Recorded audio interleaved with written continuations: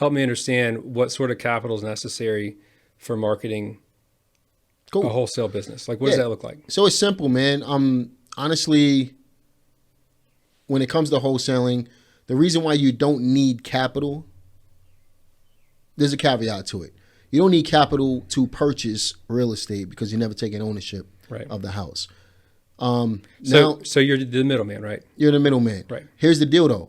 More and more states are cracking down on assignment of contracts. That's a fact, right? So at some point in your business, you will need to take ownership of a house. There's more states that are not cracking down right now than there are states that are cracking down. Got it. So, for example, we got Oregon, we have Ohio, we got Utah, we have Louisiana, we have the city of Philadelphia, we have Illinois, we have, there's other areas as well. I'm not going to go down the whole list. I got videos on that. But in those areas, I would recommend doing what's called a double close. So a double closing is when you take ownership using somebody else's money or your own capital. And that's where we can use a HELOC, for example. Yep. And you take ownership for 5 minutes. At the same closing table, you sign another document to sell to somebody else. Right. But in that scenario, you have to have the funding to purchase the house. You have to have the funding to purchase the house. Now, you could use your own capital. You can use money from your house. You can use, somebody else's money. You can use, there's transaction funding lenders out there where you can actually use that type of money. But, so could you, in that scenario, could you just find, you said a transaction lender. Is that basically a bridge loan pretty much lender just for an individual? They might charge you 1 point. Some charge 1 to 2 points. Some charge a flat fee of like $800. I got somebody who, it doesn't matter if it's $1 million for me, they'll charge me $800. Got it. For a 5 minute. For a 5 minute transaction. Yeah, makes sense. On the flip side, when you have assignment of contracts, you don't need any capital because you're literally, you're assigning your interest, your equitable interest in the contract over to someone else for a profit. Makes sense. So if the contract is assignable, you can assign your rights over for a profit, and the buyer will bring the funds to the table at that point. Got it. So as a wholesaler, and this is me just digging in, again, I don't have experience with that. Good stuff. Do you, essentially with the seller of the home, if you're a wholesaler, do you sign a contract with them that gives you the rights to sell the house and they are not able to sell it without you? Or if you're the one that sells it, then you're guaranteed. Does that make sense? Is it like an NDA in a way, or like not an NDA, like a non-compete, or like a?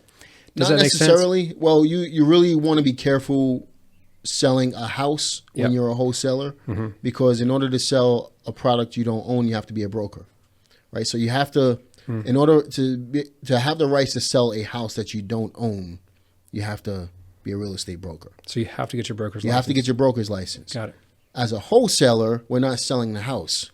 We're selling our equitable interest in the house. You see the wordplay there? I do. That makes sense. You're basically signing a contract, a purchase and sale agreement with the property owner. And then what you're doing is you're assigning your rights in that contract for a 10 or 20 or 30, $50,000 profit. Got it. Makes sense. Yeah. Or I'm going to sign a regular purchase and sale agreement. Once I sign that agreement, I'm going to close on that deal. And in the interim, I'm actually finding a buyer at the same time, the closing process. Yep.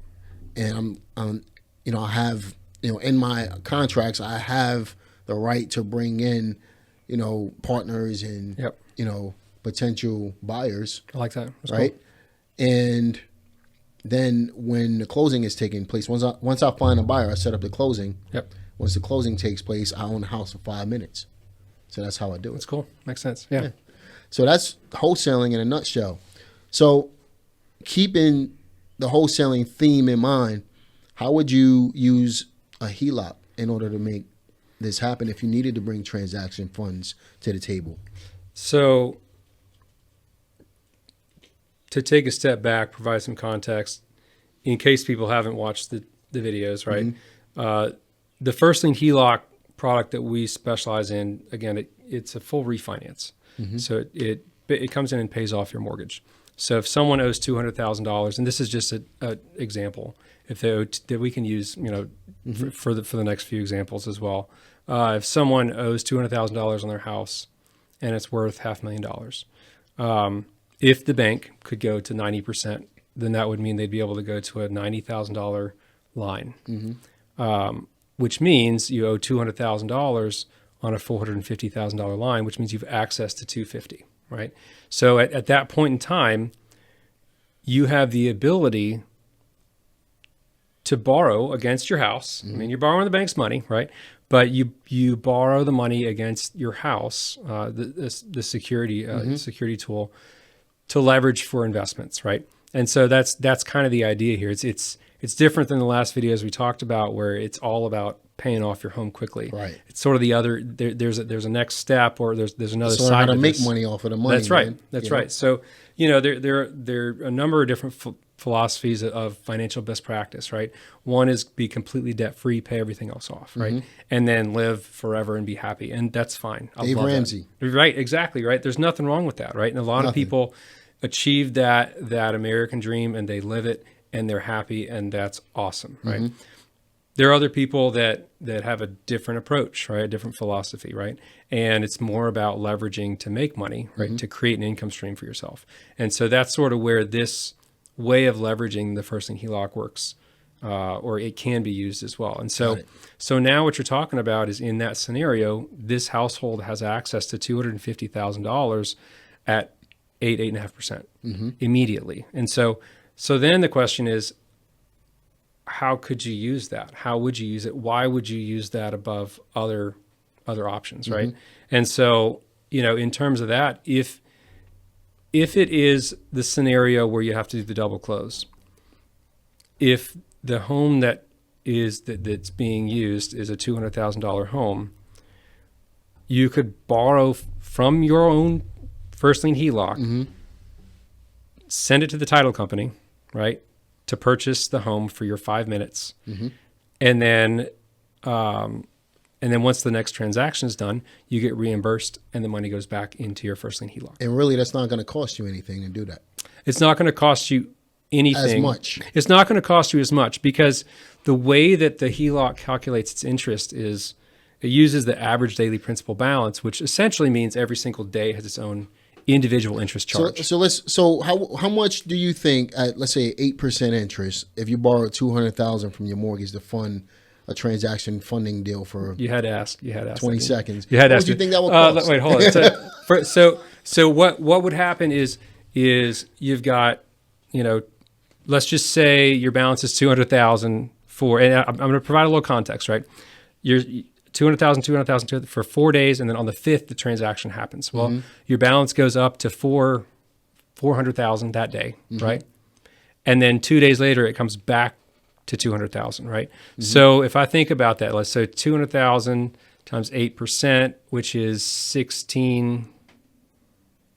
Oh man, I should be better at this. 16,000 divided by 12. Is that right? 16,000 divided by 12. Hold on, no, 16,000 divided by 360. Got it. That's how much. So sorry, I gotta pull my calculator. No, that's fine, man. So we've got 200,000 times 8.5%. Well, 8.5 is 17,000 divided by 360. It's $47. So it costs you an additional $47 to borrow $200,000. Come on, man. So if you got enough equity right now, rather than paying somebody else $800, which I can almost. Which actually sounds like it's not a bad deal either. Not a bad deal. It's $800, but I mean, let's do some math, man. $47 versus $800. Right. And even if it's, let's say the title company holds it for 3 days, right? It's a $150 charge on top of what you'd pay otherwise, right? So I'll put money on it. I'll put money on this. Everybody you're borrowing money from, they're probably pulling that money out of their house. or some line of credit that's Or some charging line of credit. that's charging something similar, I guarantee you they're not doing it for free. and they've got a margin that they. So there's a reason why they're charging you 800 or 1 point or 2 points or whatever the case may be. Yep. They're making money on the money, which there's nothing wrong with that. But what if you paid yourself, through the first lien? That's HELOC? right. Well, and that's something that I come from an education background. Yeah. I don't have like an MBA, finance degree, all that kind of stuff. Mm-hmm. So there's certain things that I've learned along the way that probably people in the financial sector take for granted. One of those is, and it's a pretty basic concept, but the whole idea of cost of funds versus total profit, right? Mm-hmm. And even the bank does the same thing, right? They borrow from us, right? They borrow from us. They borrow from the feds. They borrow from the bond market. They borrow from prime at that rate. And you hear like prime +1, right? And they mark it up. They mark it up by 1 point. And make a ton of money. That's right. And so that's what your hard money guys are doing. Yep. And it's great. There's nothing wrong with that. They're smart to do that. But they're borrowing from their line of credit at some rate. Yep. Right? There's some cost to them.